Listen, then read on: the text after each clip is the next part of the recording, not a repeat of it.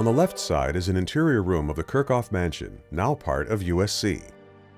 On the right side is Kerckhoff Herzforschungsinstitut, Bad Nauheim, Germany. In 1902, the Kerckhoffs hired the architect Myron Hunt to design their mountain house on the bank of the San Antonio Creek. Mr. Hunt later was commissioned to design the Huntington Library and Art Museum. The Kerckhoffs' mountain house had 10 rooms with the luxuries of a city home. The grounds also had 2 separate houses for the guests and a house for the family of the caretaker. On the opposite side of the streambed was the garage, and the second floor provided living space for the chauffeur. In the front, on either side of the front steps, were pools fed by the diverted water of the stream. Each pool was stocked with trout, which the guests could select their own trout for breakfast. Behind his house is a large domed oven for the baking of bread, still there. The acreage has been spared from the frequent fires in the area. It is a beautiful setting with a large lawn in front and the mature oaks and trees next to the creek. Above the house there is a flat parcel where Mr. Kerckhoff had an apple and pear orchard. As Mr. O'Melveny related, here the Kerckhoffs could disperse their lavish hospitality on their guests. On the bank of the creek, Mr. Kerckhoff would entertain by serving dinner next to the laughing mountain stream. Here he was happy, because he made his guests happy.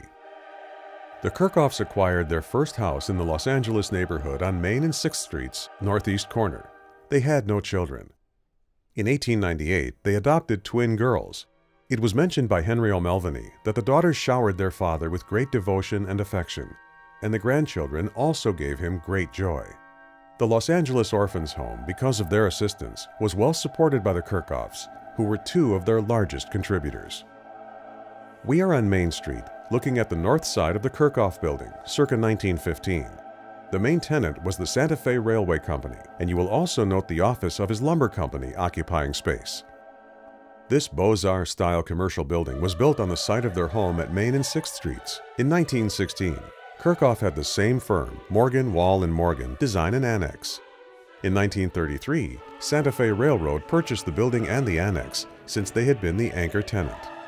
The Bank of California became insolvent and was liquidating a large parcel of land in Fresno County. The property came to the attention of Mr. Kerckhoff and Jacob Mansar because of the newly constructed Enterprise Canal from the Kings River. They purchased 3,027 acres and around 1910 named the development Kerman, derived from the first 3 letters of each of their last names.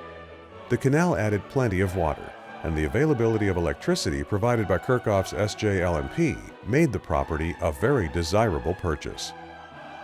Kerckhoff left a footprint through the English, Shakespearean, and California craftsman architectural styles in Del Mar, plus various water developments throughout the northern San Diego County area. In the early 1900s, Kerckhoff joined ranks with Charles A. Canfield, Max Whittier, Burton E. Green, Henry Huntington, Moses Sherman, and a few others in forming the Rodeo Land and Water Company. This company went on to develop Beverly Hills under the direction of Burton E. Green. The photo is of the Beverly Hills Hotel in 1920, and note the Pacific Electric streetcar at the entrance of the hotel on Sunset Boulevard. William Kerckhoff had heart disease. On his deathbed, one of the last requests to his wife was to build that building Dr. Moore wants. A month before his death, Mr. and Mrs. Kerckhoff had visited with Provost Ernest Carroll Moore on the young campus of UCLA. Dr. Moore had expressed a need for a student union. As Henry O'Melveny stated, quoting Emerson, "Courage is directness, the instant performing of that which he ought." His, Kerckhoff, whole temperament brought conviction to him that he ought to do these things, and therefore he did them. He had no fear of the outcome. As another example of his thinking, why not go up the San Gabriel River, bring down its water in a conduit, and thereby generate electric power? He did exactly that. Wealth came to Mr. Kerckhoff, but without a taint of wrong or suffering to his fellow men. One of William's last words to his wife was to carry out their intentions to provide funds for a student union at UCLA. Louise Kerckhoff very quietly ensured that his wishes were carried out, and the building honored his life. Mrs. Kerckhoff hired the architect and made certain the workmanship and material met her exact standards in erecting this Gothic building with its graceful archways and grand spires. Details of his life were embedded into the building. The stained glass images illustrated the hydroelectric dam. It was said that she visited the building site almost daily during the months of construction, and cost was not an issue.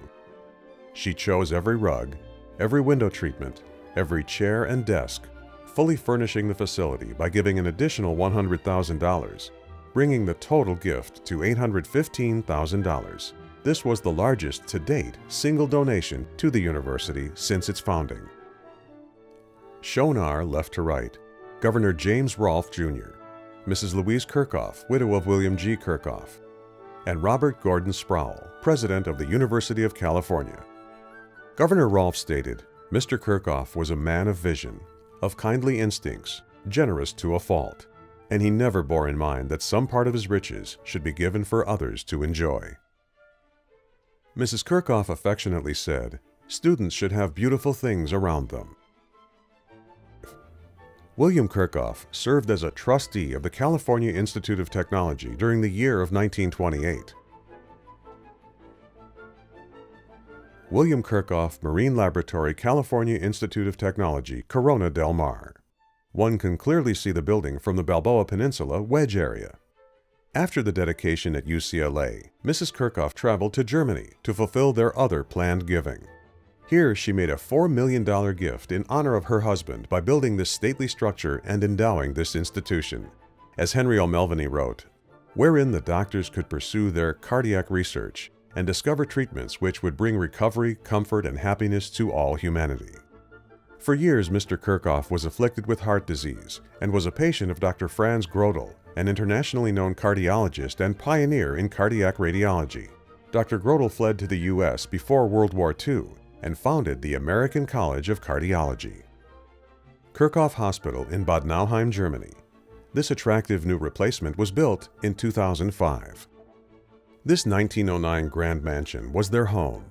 Louise Eschmann Kerckhoff died in 1946, and the mansion was willed to USC in 1947.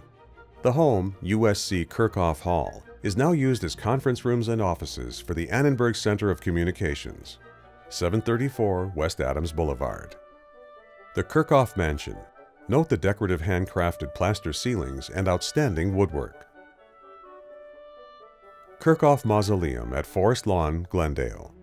The architect was Allison and Allison, the same as Mrs. Kerckhoff used for Kerckhoff Hall at UCLA. Mrs. Louise Kerckhoff's brothers, plus their families, were also included. Both brothers were officers of Kerckhoff-Kuzner Lumber Company. The burials of the parents of Kerckhoff and Eschmann were moved to be next to the mausoleum of William and Louise Kerckhoff. And so it comes about that after a lifetime of endeavor, and when success had been attained at last, he devoted the result of his success, with the loyal cooperation of Mrs. Kerckhoff, to the amelioration of mankind, that men and women may have happier lives. Kerckhoff Dome will stand forever. It perpetuates a name, but gives nothing. But the gifts to science and education build a monument, likewise eternal, through which he still lives, dispensing relief and help to countless generations of his fellow men. Order your copy by visiting the website www.citrusroots.com.